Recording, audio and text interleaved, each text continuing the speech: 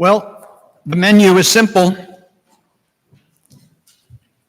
Roasted prime lamb, pita bread, and chopped parsley. The dress, travel attire.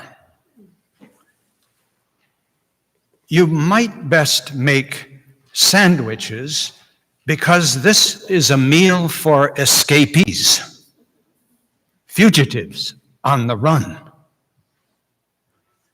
It's a get-out-of-jail-free meal. Oh, don't forget, put the lamb's blood on the doorway. Tonight's dinner is a Passover. It's a trip out of Egypt, and it will be a holiday and for all generations. Tonight is for real. Every year after this will be a remembrance of this night with the repeating of this meal. Anamnesis, the Greek word for remembering, for reminiscence. Now here's the pattern. You cook the meal, you give thanks for it, you break and you eat it, and then you remember in your bones and your neurons. It's not a head thing. It's a mouth, an esophagus, and a stomach thing. Meals are like that. Well, not McDonald's or Burger King, but significant meals that you can never forget. I'm sure you have meals you remember and you will never forget them. Ritual meals, special meals connected with story and action and significant others. We remember. The repetition piles up: Thanksgiving dinners, Christmas feasts, anniversaries celebrated in a restaurant or with cheese and wine on a blanket under a night sky. Anamnesis. Rehearse. Remember. It all comes back. We relive feelings, the significance, the all over again of the original. Ritual patterns shape us and anchor us in what really matters. In moments bigger and more life-shaping than we could have imagined. Remember? I know you had a meal together upstairs earlier. You take the moment, and now you can recall it. You give thanks. You break it open all over again. And you share it. Voila! In company with those who shared it with you, you were there. Under the stars, with your family as a child, in a hospital when your first child or your second or your third was born, at your own baptism, even if it was when you were an infant. Consciousness comes later. Remember? The ambrosia with the whipped cream and the pineapple chunks and the fruit cocktail and the coconut all stirred together and frozen in yumminess.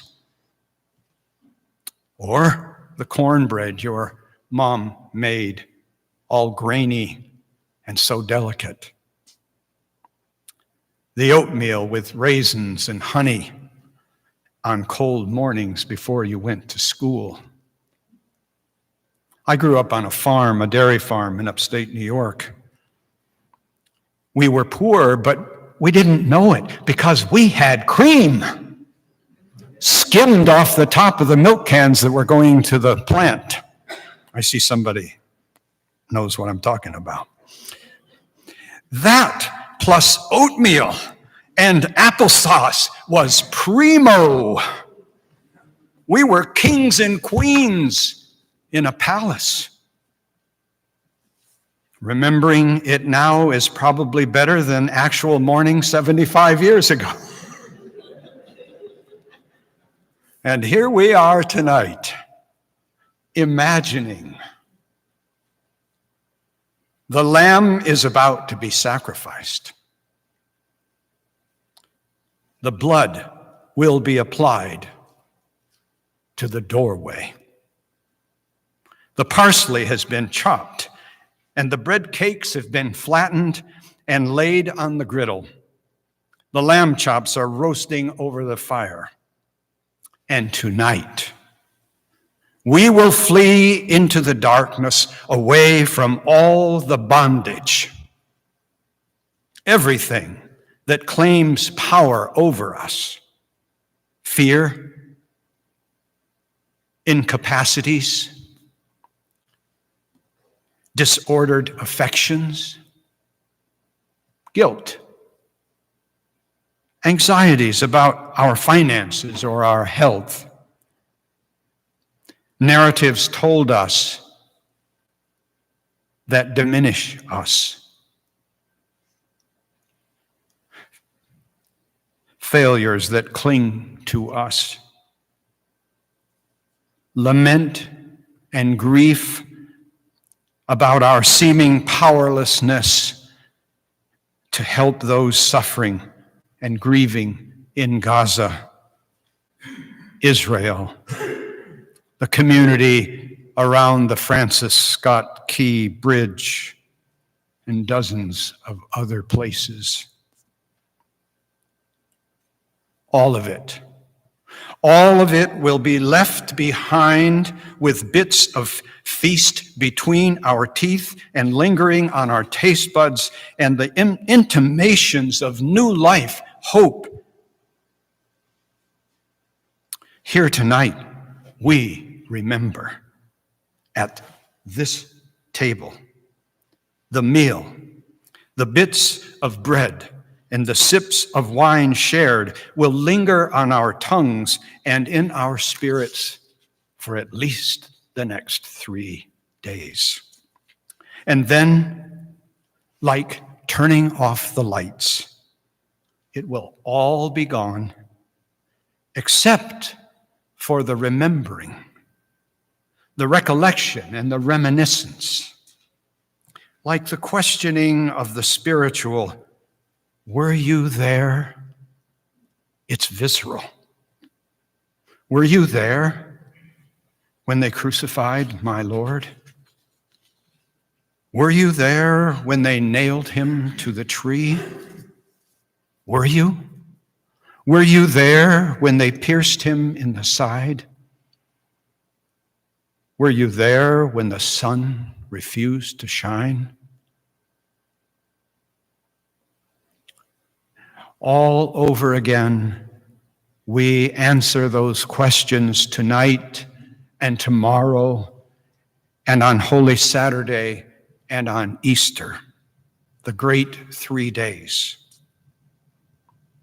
So, blessings as we come to the 3 holy days and the shadows and the cross and the grave and the fire and the book and the font and the table and the life of all that lives. May God bring us back in memory and joy to the place that grace and penitence brought us when we first believed. Remember